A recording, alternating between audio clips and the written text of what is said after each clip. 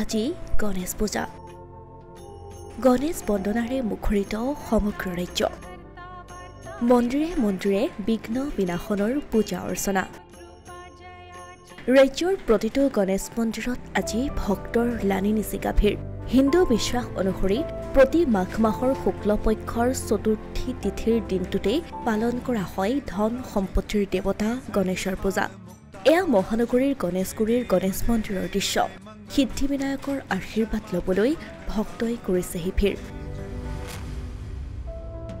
ইফালে বঙাইগাঁও জিলাৰ অভয়াপুৰী লালমাটি দোৰামাৰীৰ ঐতিহ্যমণ্ডিত গণেশ মন্দিৰত আজিৰে পৰা আৰম্ভ হৈছে গণেশ পূজা পুৱাৰে পৰা বহু ভক্তৰ সমাগম হৈছে মন্দিৰলৈ শৈল্য ভাস্কৰ্যৰে বিখ্যাত এই গণেশ মন্দিৰ জনশ্ৰুতি মৰ্মে অষ্টম শতিকাত স্থাপিত হৈছিল প্ৰতি বছৰে মাঘ মাহৰ শুক্লাপক্ষৰ বৰোদা চতুৰ্থীত এই মন্দিৰত অনুষ্ঠিত হয় গণেশ পূজা 13 ফেব্ৰুৱাৰীৰ পৰা 18 ফেব্ৰুৱাৰীলৈকে অনুষ্ঠিত হ'বলগীয়া এই পূজা মেলাত হেজাৰ হেজাৰ ভক্তৰ আগমন আশা কৰিছে আয়োজক সমিতিয়ে ঐতিহ্যমণ্ডিত এই গণেশ মন্দিৰত প্ৰতি বছৰে মাঘ মাহৰ শুক্লপক্ষৰ বৰোদা চতুৰ্থী তিথিৰ পৰা 6-7 দিনীয়া কাৰ্যসূচীৰে শ্ৰী শ্ৰী গণেশ পূজা মহোৎসৱ অনুষ্ঠিত হয় আৰু এই বুলিও আজিৰ পৰা অহা 18 ফেব্ৰুৱাৰীলৈকে 6 দিনীয়া বিস্তৃত কাৰ্যসূচীৰে পূজা মহোৎসৱ আৰম্ভ হৈছে আৰু ইতিমধ্যে আপোনালোকেও দেখিছে যে ৰাতিপুৱাৰ পৰাই ইয়াতে লোকে লোকাৰণ্য হৈ পৰিছে আটাইয়ে প্ৰভু গণেশ দেৱতাৰ ওচৰত সেৱা ল'বলৈ আহিছে যাতে আটাইৰে মংগল হয় এয়া মহানগৰীৰ নাৰেংগীৰ ঐতিহ্যমণ্ডিত গণেশ মন্দিৰৰ দৃশ্য শ্ৰী শ্ৰী গণেশ মন্দিৰ আৰু শিৱ মন্দিৰ উন্নয়ন সমিতিৰ উদ্যোগত দিনজোৰা কাৰ্যসূচীৰে পুৱাৰে পৰা বন্তি প্ৰজ্বলন প্ৰভাতী কীৰ্তন সমূহীয়া পূজা অৰ্চনা আৰু অনুষ্ঠিত হৈছে নাগাৰা নামো প্ৰতি বছৰ দৰে আমাৰ শ্ৰী শ্ৰী গণেশ মন্দিৰ আৰু শিৱ মন্দিৰ যি উন্নয়ন সমিতি আৰু যি পৰিচালনা সমিতিয়ে প্ৰতি বছৰ সুন্দৰভাৱে জাকজমকতাৰে গণেশ পূজা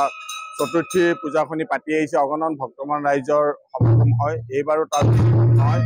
ইতিমধ্যে আমি এই পূজাবাসী কৰিবৰ কাৰণে ইতিমধ্যে যৎপৰোনাস্তি চেষ্টা কৰি সুন্দৰভাৱে আমি পেণ্ডেল তৈয়াৰ কৰিছোঁ ইয়াৰ প্ৰতি আমি নাগাৰা নামৰ দল এটিক আমন্ত্ৰণ জনাইছোঁ তাৰ উপৰি আমি বৃহত্তৰ নাৰেংগী উন্নয়ন সমিতি খেলপথাৰত আমি যি ভোগৰ ব্যৱস্থা খিচিৰি ভোগৰ ব্যৱস্থা কৰিছোঁ তালৈ 10,000 অগণন ভক্তমান ৰাইজৰ সমাগম হ'ব হিন্দু ধৰ্মৰ প্ৰচলিত প্ৰথা অনুসৰি সমগ্ৰ ৰাজ্যই পালন কৰিছে গণেশ পূজা পুৱাৰে পৰা ভক্তই পূজা অৰ্চনা কৰিছে গণেশ দেৱতাক একেই পৰম্পৰা অক্ষুণ্ণ ৰাখি কাজিৰঙাৰ হাতীপাথৰ গণেশ মন্দিৰতো আয়োজন কৰা হৈছে পূজা অৰ্চনা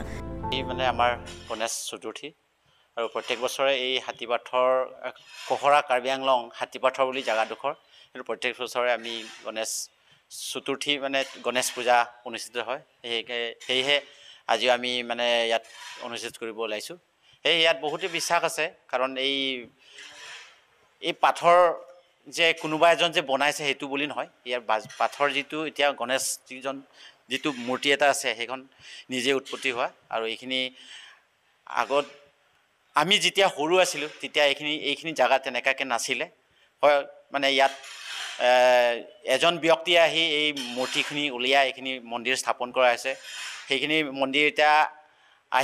এতিয়া বৰ্তমান এইখিনি মানে ডাঙৰ এখন মন্দিৰ স্থাপন কৰা হৈছে সেয়ে এই মন্দিৰটো বহুতখিনি তাৎপৰ্য আছে আৰু বহুতখিনি বিশ্বাস আছে আৰু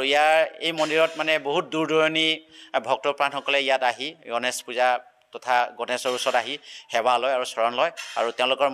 মানে কামনা কিবা বিচাৰে সেইটো লৈ মানে বহুতৰ মনোকামনা পূৰ্ণ হৈছে বুলি ধাৰণা কৰা হৈছে